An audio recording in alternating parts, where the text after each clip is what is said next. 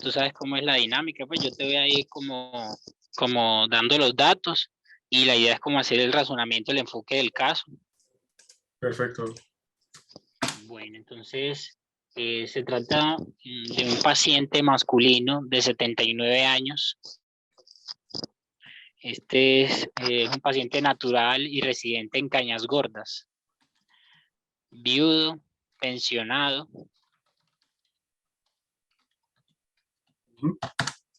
El paciente fue minero.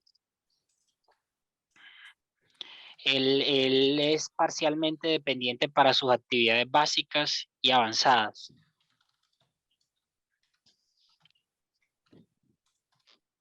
Bueno, entonces te voy a contar, pues el paciente llegó a la IPS universitaria remitido del Hospital de Santa Fe de Antioquia por un cuadro de acuerdo con lo anotado en la historia clínica. Referían 2 días de evolución de fiebre subjetiva,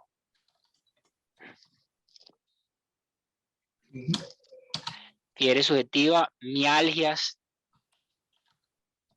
artralgias,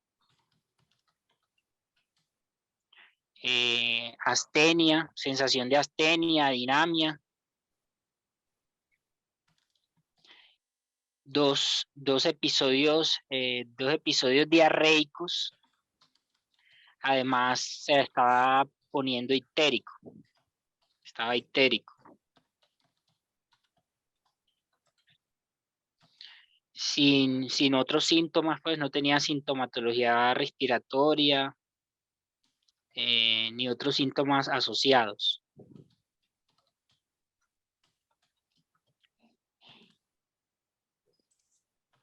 El paciente, pues él consultó inicialmente a Cañas Gordas, en el hospital pues de Cañas Gordas con esos síntomas. Allá lo llevaron para Santa Fe de Antioquia.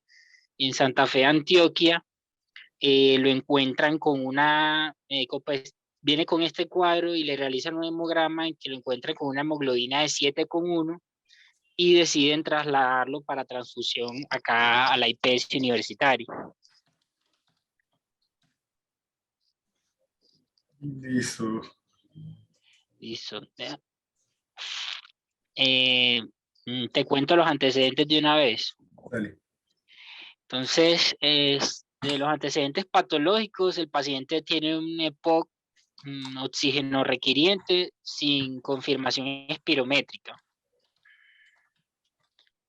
También tiene una hipoacusia bilateral severa. Y también tuvo un melanoma en el tercer dedo del pie derecho, por lo que fue amputado. Tuvo amputación del dedo hace 3 años. De medicamentos, el paciente solamente consume inhaladores de corta acción a necesidad, salbutamol y bromuro de ipratropio, a necesidad.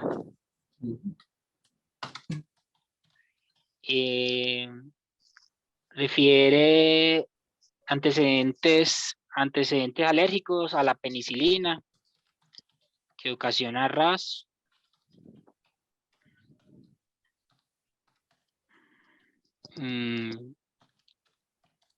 Tóxicos, el paciente fue fumador, es tabaquista, sin consumo de alcohol o sustancias psicoactivas.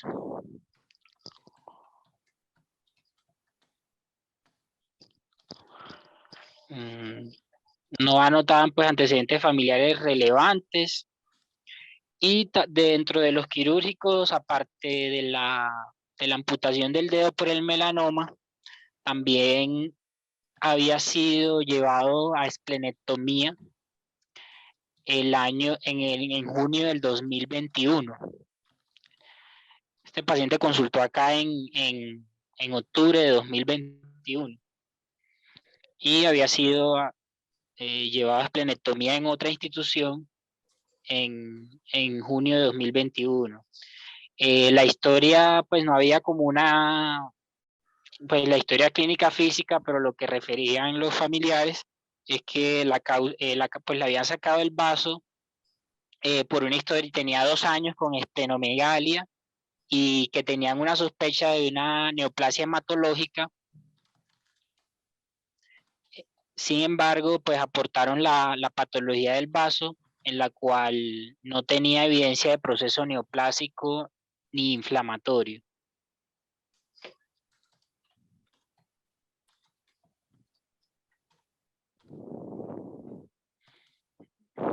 Listo. Listo.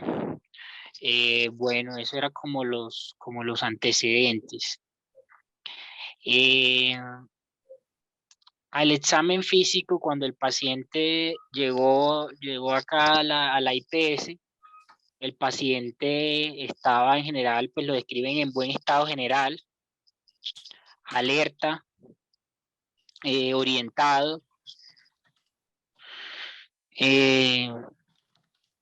con una frecuencia cardíaca de 65, con una presión arterial de 104/50 y una saturación de oxígeno de 95%, mientras recibía oxígeno por cánula nasal a 3 litros por minuto, que usa en forma domiciliaria. El paciente estaba febril, tenía, digamos que lo más llamativo era que estaba mucosas húmedas y estaba ictérico.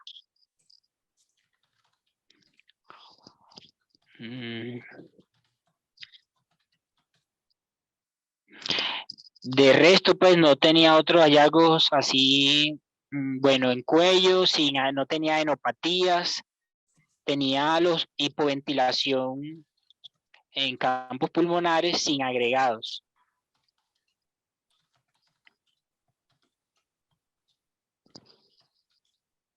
Ruidos cardíacos rítmicos, sin soplos, no tenía signos de dificultad respiratoria. En el abdomen tenía la cicatriz de la esplenectomía, sin evidencia de masas o megalia, sin dolor abdominal.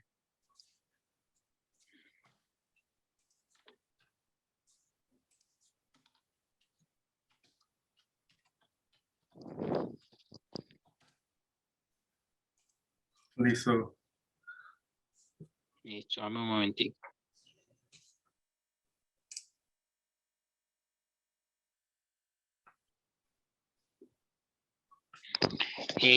Bueno, tenía extremidades sin edemas y no presentaba déficit neurológico focal.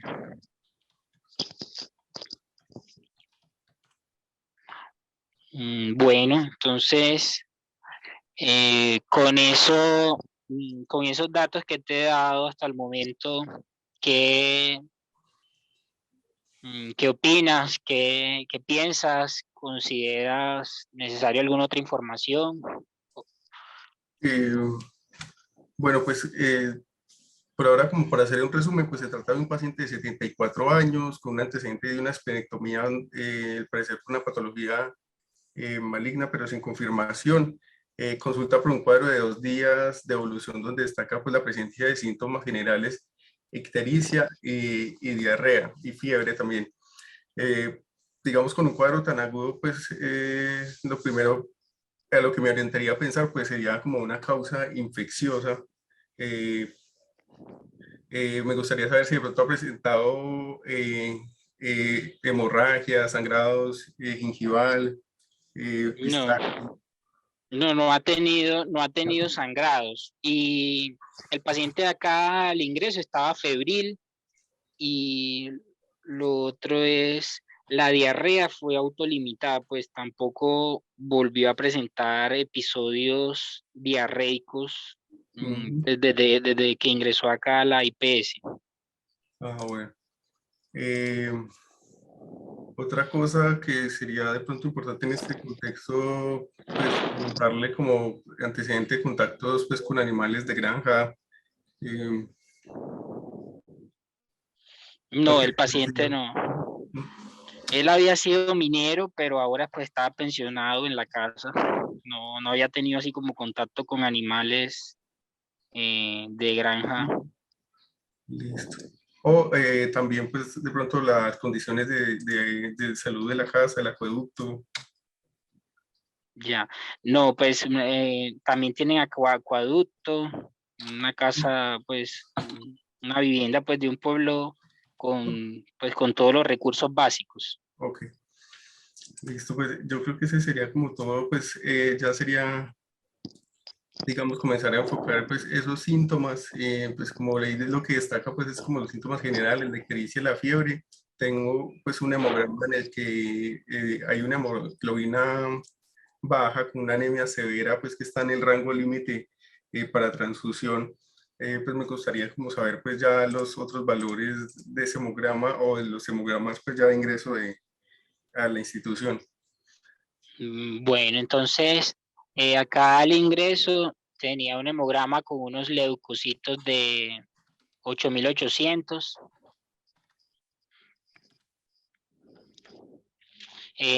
neutrófilos de 2.000, linfocitos de 4.900. Tenía unas plaquetas de 1.166.000.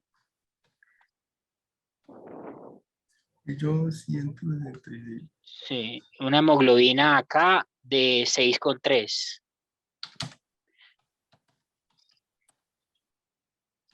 Hematocrito de 21.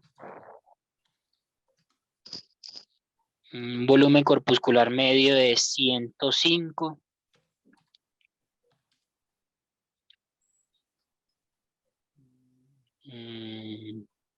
Tenía un ancho de distribución eritrocitaria de 26. 26. Sí, de 26. Ujú. Sí, ese era como el hemograma. Bueno, pues ese hemograma pues, nos mostraría pues, una anemia severa de volúmenes altos con presencia pues, de anisocitosis probablemente.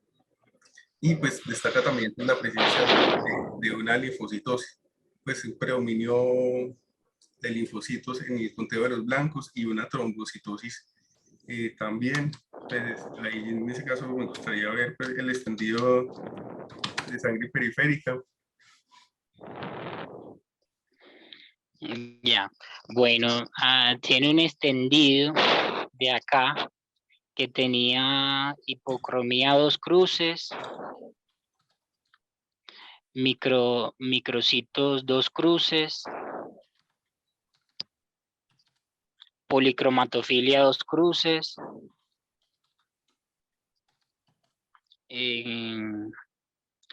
una policromatofilia o alocitos 2 cruces y esquistocitos 2 cruces.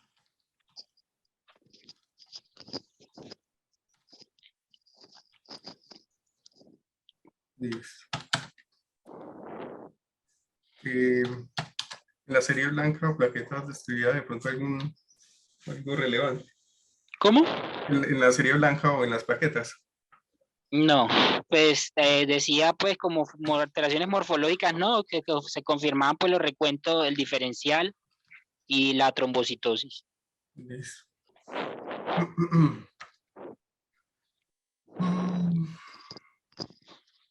Bueno, pues en este momento tendría pues un paciente que tiene pues un hemograma con alteración principalmente de 2 líneas, una anemia severa de volúmenes altos.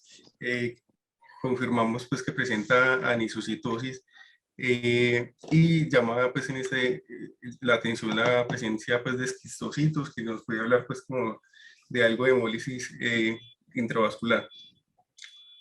Por ese lado pues me gustaría pues ver como el perfil de hemólisis. Entonces sería pues las bilirrubinas, la LDH, los reticulocitos de una vez. eh, ya aptoglobina pues sí hay. Bueno, entonces como las cosas para hemólisis. Bueno, entonces te voy a contar, tiene unos reticulocitos de 9,9%. Le daba un IPR de 2.6. Tenía una LDH, pues te voy a dar porque me parece que son muy orientadores unos exámenes que le hicieron allá en pues, donde venía remitido y los de acá. Entonces, en la de Santa Fe decía que tenía una LDH de 3.822. Y acá en la clínica tenía una LDH de 1.121. Listo. Me pediste también bilirrubinas.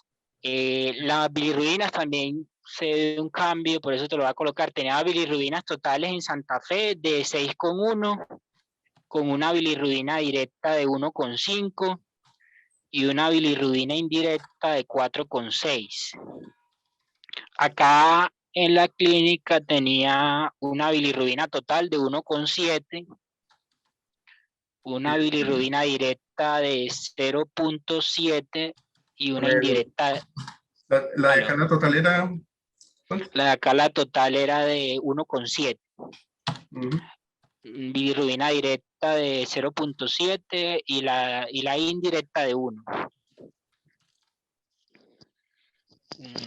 También me pediste la aptoglobina. Acá se le realizó una aptoglobina que era menor a 10 miligramos por decilitro.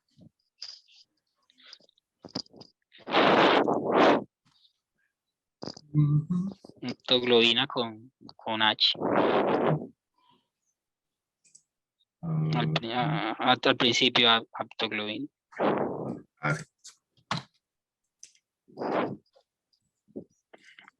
Bueno, sí. Menor a 10, menor a 10. Vale.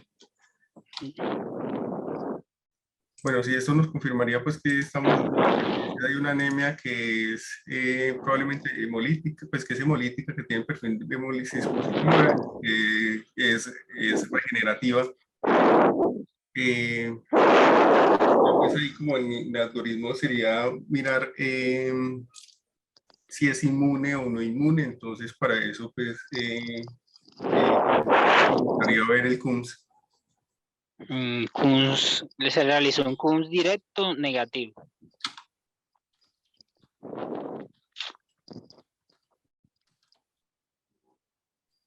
Listo.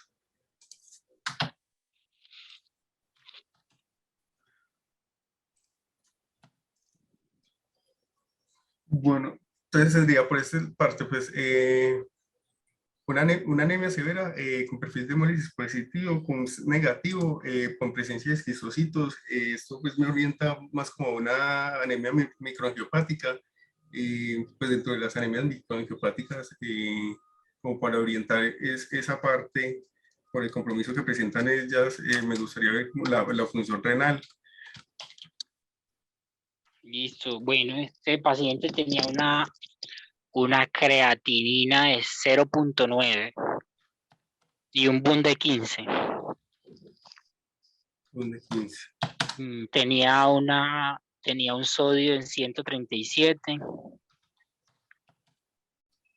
un potasio en 5,8 y de una vez te digo, tiene una PCR de 1,1.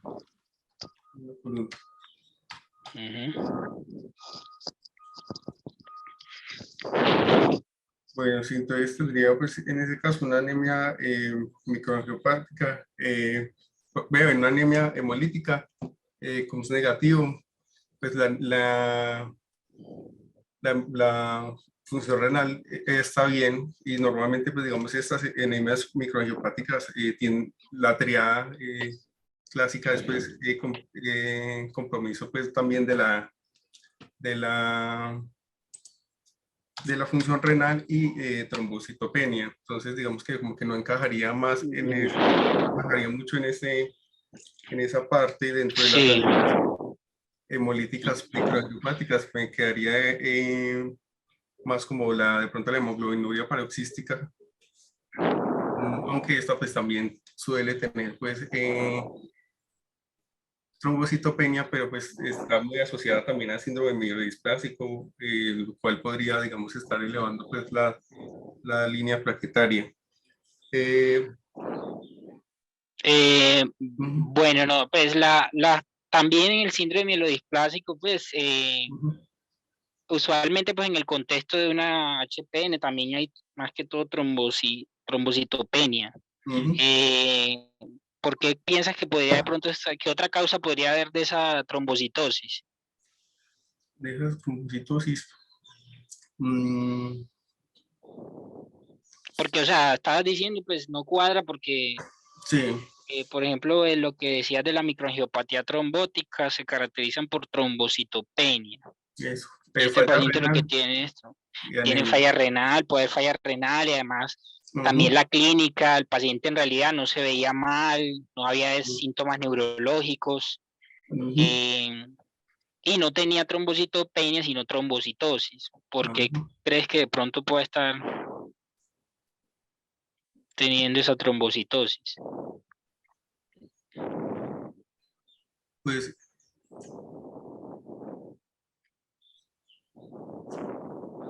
em, Mm, Bueno, uno pues puede ver también trombocitosis en pacientes post-esplenectomía. ya sí. Mm, Puede ser también pues las plaquetas son muy reactivas, un cuadro reactivo y en el contexto pues de que no tiene vaso. Ajá, Sería como la principal explicación.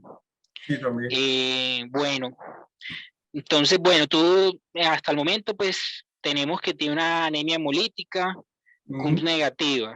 sí, digamos, Tú pues tiene unos esquistocitos, pero como que no cuadra bien para una anemia hemolítica microangiopática. Qué otras cosas en este contexto un paciente pues pueden ser la etiología o qué más estudios puedes que sean necesarios? pues digamos que mi otra opción sí sería la hemoglobinuria paroxística, pero también digamos hay otra pequeña posibilidad y es que ese como sea un falso negativo y pues sí sea en realidad una anemia hemolítica pues como positiva, que digamos eso puede pasar cuando hay títulos bajos de complemento o de anticuerpos o cuando pues o cuando el anticuerpo que mide pues, la hemólisis sea de tipo IgA, que no lo mide pues eh, pues que no es específico. Entonces, digamos que de pronto pues en esa parte no descartaría pues, las anemias hemolíticas inmunes. Mm, Bu- eh, pues digamos uno teniendo ese panorama podría pedirle un TUMS fraccionado, entonces, como para descartar esa posibilidad de que sea un falso negativo. Sí, pero se le pidió, fue negativo. Ujú. Ah, ok.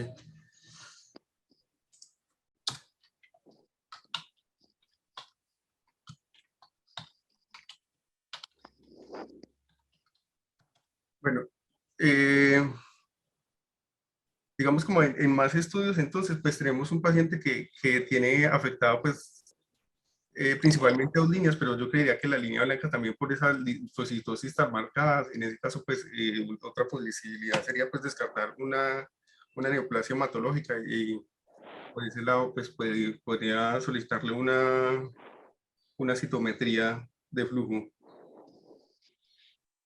Sí, también se le hizo citometría, que ya te voy a decir, citometría de flujo, ¿no? Sin identificar poblaciones celulares que expresen inmunofenotipo sospechoso de neoplasia hematolinfoide.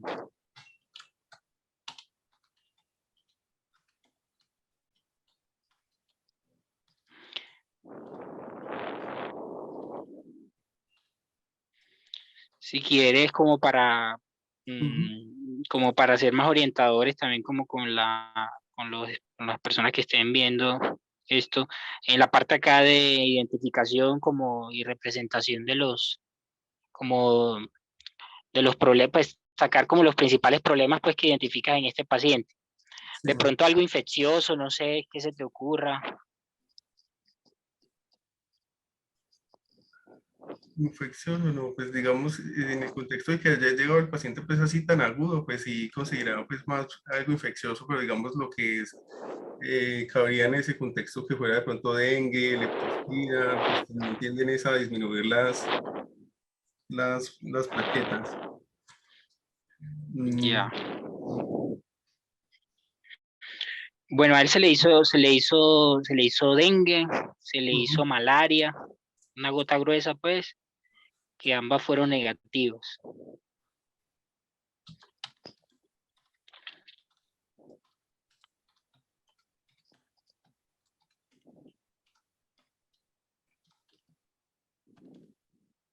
Bueno, Si quieres, entonces anota casi como sí, los hallazgos clínicos y paraclínicos relevantes o los principales ujú. problemas, pues.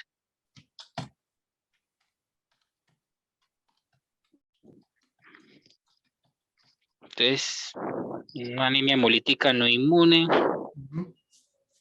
Pues, que se verá.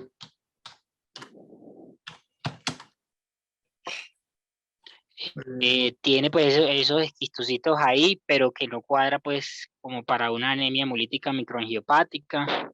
Ujú, exacto. Y tiene también pues una homocitosis.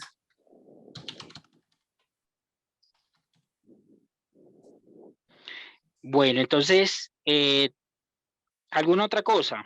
De pronto alguna imagen, algún otro estudio paraclínico que quisieras complementar. Mm,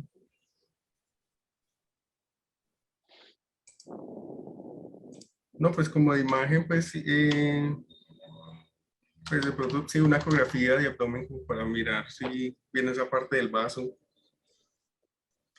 Bueno, se le hizo una ecografía de abdomen en la que tenía la ausencia de vaso, hígado Ujú, de tamaño normal, sin evidencia de lesiones focales, sin dilatación de la vía intra o extrahepática, páncreas de aspecto normal, resto normal. En general, una ecografía dentro de límites normales. ujú.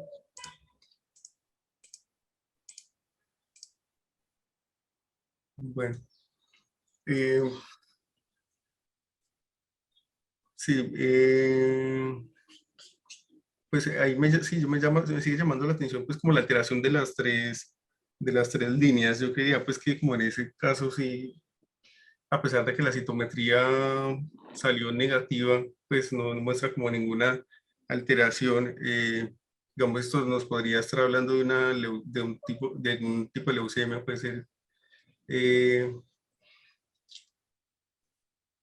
pues, o pues, y una neoplasia hematológica, no sé qué tan prudente sea pues solicitarle mutaciones, pues como, digamos, para leucemia amiloide crónica, el BCR, pues,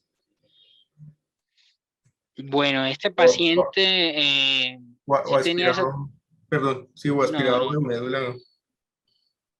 nunca, pues la verdad, nunca se le solicitó, nunca se le realizaron marcadores, pues, JAK2 o Ujú. estudios de médula ósea. Ah, ok. Ujú. Bueno, entonces, ¿cuáles serían como tus diagnósticos diferenciales? ¿O cuál sería como sí, los principales diagnósticos que explican las alteraciones que presenta el paciente? Mm,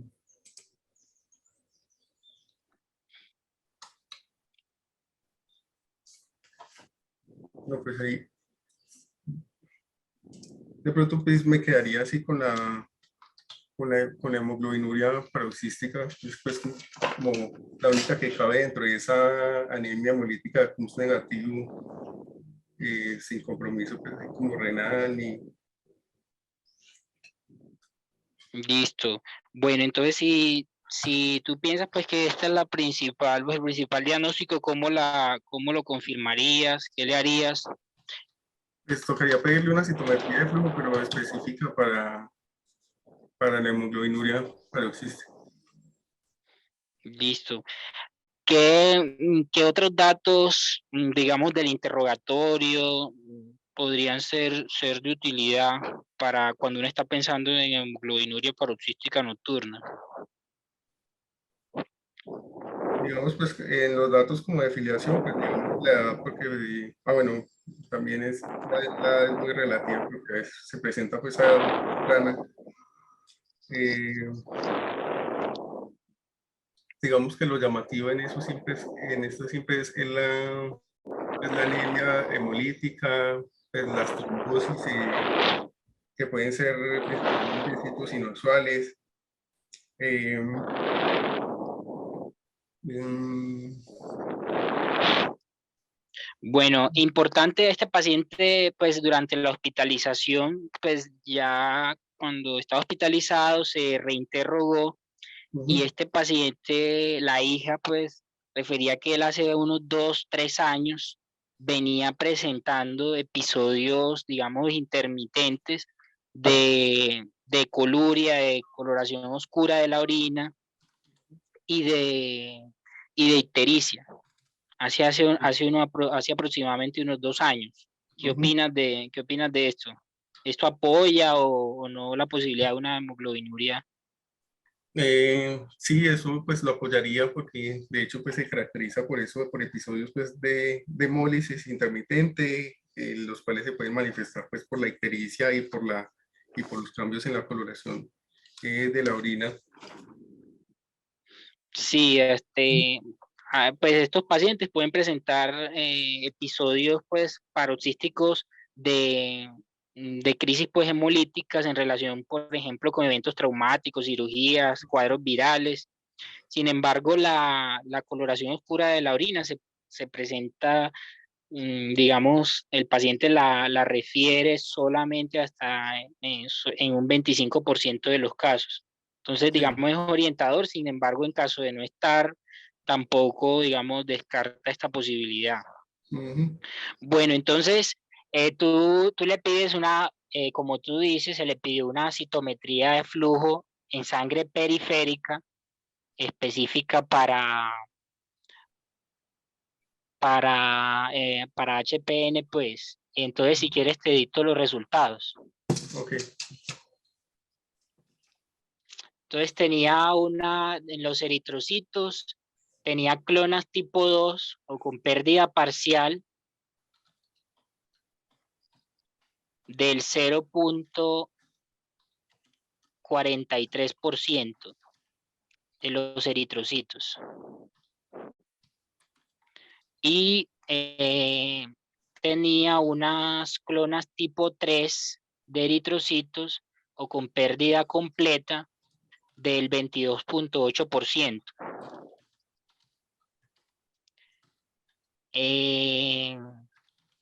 De los granulocitos, en los granulocitos tenía una, ¿Cuánto es? ¿cómo? Del ¿Cuánto? 20, las clonas 20. tipo 3 del 22,8%. Ujú. Y de los granulocitos, en general tenía unas clonas HPN de 92,6%. En monocitos del 89,5%. 89%. 89,5%.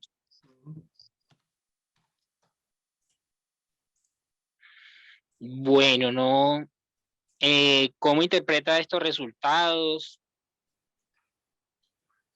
Pues digamos que cuando uno va a interpretar estos resultados, uno puede decir que un paciente con HPN presenta, digamos, hemólisis o tiene riesgo de hemólisis cuando las clonas están por encima del 40% y que estas clonas pues, deben medirse pues, en los granulocitos, dado que pues, por la hemólisis la población de glóbulos rojos se disminuye. Entonces vemos que en los granulocitos pues, las clonas es alta y pues esto se va a relacionar pues con la severidad de los episodios de hemólisis y también pues que esto puede variar mucho en el tiempo. Eh, digamos que en este caso pues eso nos está hablando de que tiene pues alta cantidad pues, de clonas y pues que la severidad pues, de su enfermedad es alta.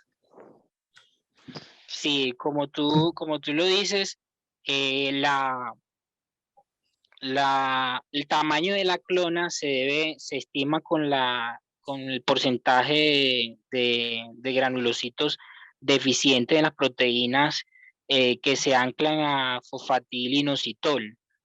Y se estima pues en los granulocitos, dado que los eritrocitos pues están en constante hemólisis, y adicional a eso pues los pacientes con frecuencia son transfundidos.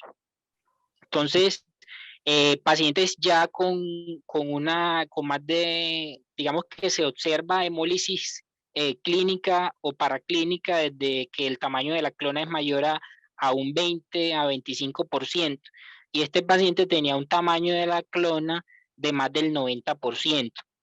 Esto pues se relaciona con la severidad de los síntomas, o sea, específicamente de la anemia, y también incluso se relaciona con una mayor predisposición a presentar eventos trombóticos, dado que digamos que el riesgo de trombosis va de la mano con la severidad de la anemia.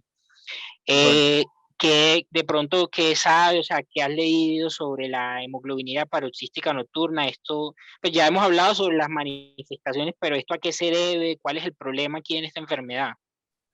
Pues el problema pues principalmente pues es una mutación en el glicosilfosfatidilinositol, pues que es como una proteína que mediante algunos factores de complemento protege pues a los glóbulos rojos de la hemólisis. Entonces cuando Te corrijo, hay una mutación en la proteína PIGA, que es una enzima necesaria para la síntesis del glicosilfosfatidilinositol. Ok. Ya.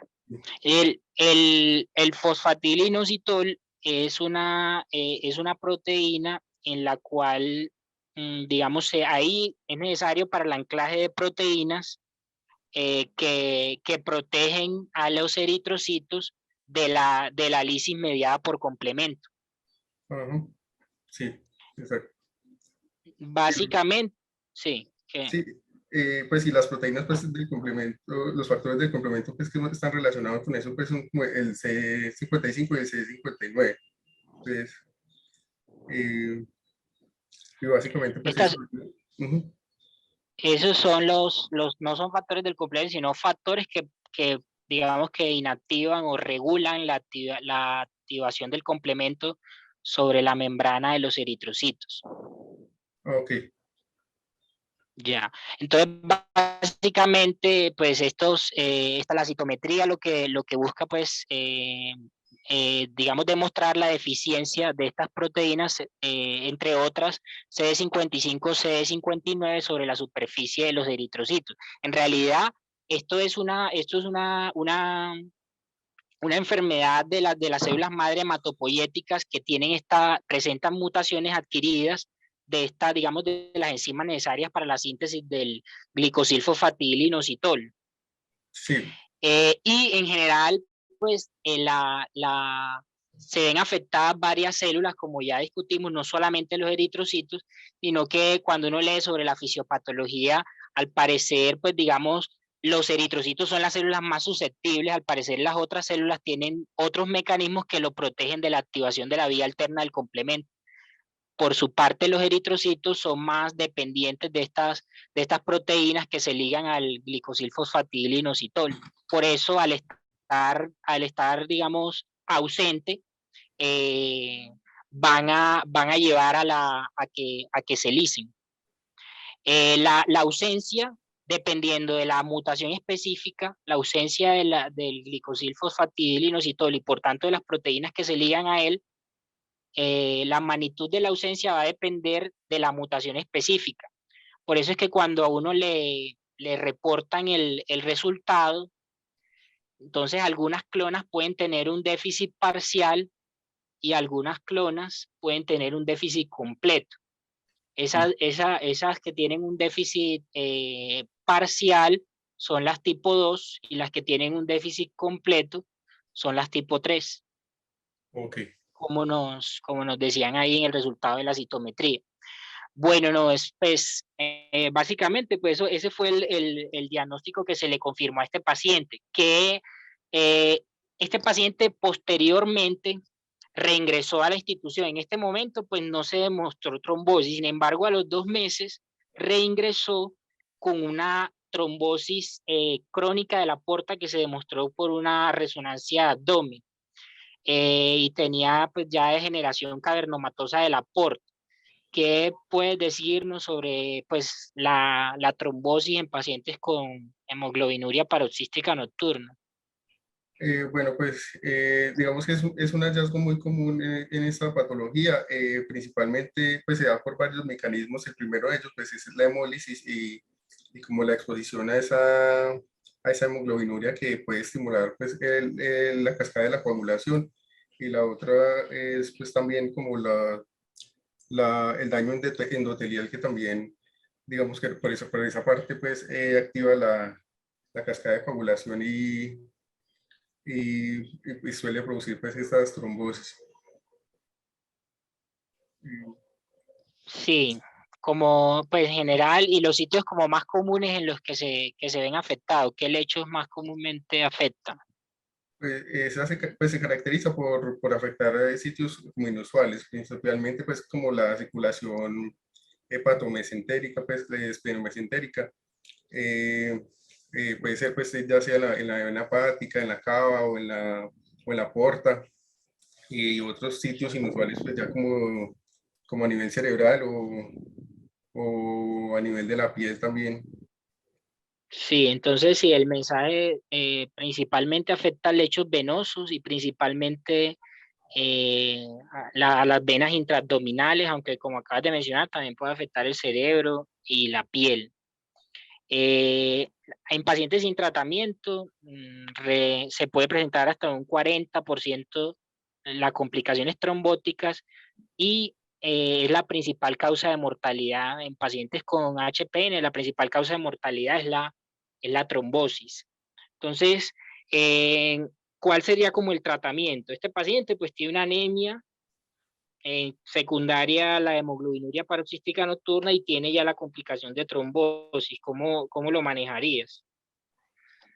Bueno, digamos que en ese paciente le tocaría mirar cómo está su estado pues de su estabilidad, digamos, hemodinámica, ¿no? Si está estable, pues, si está inestable, pues tocaría transfundirlo, que digamos no es lo ideal. Si está estable, pues el tratamiento, digamos, de esto, pues es con inhibidor del complemento, que sería el eculizumab, y otros pues que han salido ya nuevos, aunque pues digamos este medicamento pues es raro, pues es nuevo, no sé si sea de fácil acceso.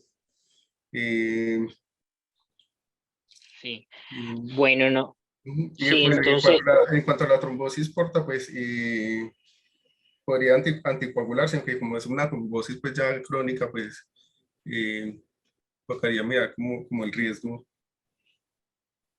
bueno, el paciente tenía, primero pues el tratamiento, la terapia anticomplemento está indicada no en todos los pacientes, sino en aquellos que tienen la forma clásica de la enfermedad con anemia sintomática, requerimiento transfusional. Hay algunas formas subclínicas en las que el paciente tiene anemia, pero es leve, poco sintomática, sin requerimiento transfusional, o en formas en las que predominan más bien el síndrome de fallo medular, que también se asocia con esta enfermedad como la anemia plásica y el síndrome mielodisplásico, en los cuales la terapia anticomplemento no estaría indicada. Este paciente se le definió dar terapia anticomplemento, dado que estaba muy sintomático, como vimos, la clona era muy alta, la clona de, de células pues, deficientes en los factores protectores de la activación del complemento y adicionalmente eso ya había presentado trombosis. Y como te comentaba anteriormente, la trombosis también se relaciona con la actividad, pues con la hemólisis activa y el eculizumab también disminuye este riesgo. En cuanto a la terapia antitrombótica, se recomienda que estos pacientes, una vez hayan presentado eventos trombóticos, se benefician de de anticoagulación indefinida, porque pues tienen el riesgo persistente de presentar trombosis. Entonces este paciente se le indicó eculizumab y se dejó anticoagulado mientras estuvo hospitalizado con heparinas de bajo peso molecular y se dio alta con apixaban. No, ese es como el caso. No sé si tengas alguna pregunta o alguien del público, alguna duda. Pues no, la única duda que me quedaría es pues que, digamos, en estos pacientes, como está relacionado pues con lo de la anemia plástica y también a veces pues con síndrome de mielodisplásico, eh, al tener alteraciones de las otras líneas, no estaba indicado hacer el aspirado. Sí, pues cuando uno lee estos pacientes, generalmente, digamos, como del enfoque inicial o para evaluar el estado de la enfermedad inicialmente, se recomienda hacer un aspirado de biopsia de médula ósea. Sin embargo, pues en este caso no se hizo, tal vez porque en realidad no tenía citopenias, tenía esa trombocitosis eh, y pues y la anemia, pero digamos que hay algo importante en esta enfermedad y es que hay que evaluar cuando la anemia se relaciona con una adecuada respuesta de la médula. Digamos que si este paciente adicionalmente, o sea, estoy de acuerdo por lo que uno lee, estos pacientes debería haberse llevado a un estudio de médula ósea. Sin embargo, digamos que habría más fuerza para recomendarlo si, por ejemplo, tú lo encuentras con anemia, pero no hay una adecuada respuesta reticulocitaria, si hay otras citopenias, digamos que eso, digamos, favorecería la decisión de llevarlo a un estudio de médula ósea para evaluar la posibilidad de un síndrome de mielodisplasia. Pero pues en este caso, digamos que el paciente la médula estaba respondiendo bien y no se realizó el estudio de médula ósea. Y también, digamos, está, digamos, la contraparte, y es que en general se recomienda que en pacientes, digamos que uno no los encuentra con hemólisis, sino que lo encuentra en un contexto de anemia plástica o de un síndrome mielodisplásico de bajo grado, se recomienda hacer estudio para hemoglobinuria paroxística nocturna, dado que esto puede tener implicaciones terapéuticas. Ok, vale. La profe Adriana levantó la mano. Hola, profe. Hola Sergio, ¿cómo estás? Felicitaciones por el enfoque. Muy bien, creo que hiciste lo práctico con este paciente. Solo tenía una acotación y es que ellos cuando ya tienen diagnóstico de hemoglobinuria paroxística nocturna hacen crisis aplásicas por infecciones virales más bien frecuentes como parvovirus B19, citomegalovirus y Epstein-Barr. Entonces, en el seguimiento de esos pacientes, usualmente cuando cambia la alteración hematológica, en esta oportunidad anemia grave, regenerativa, inversión del diferencial en una trombocitosis que puede ser reactiva, pero también alguna patología primaria medular, se debe en el seguimiento vigilar que no hagan pancitopenia por una infección concomitante. Muchas gracias a los que te colaboraron para el enfoque, muy chévere el caso. Vale, muchas gracias.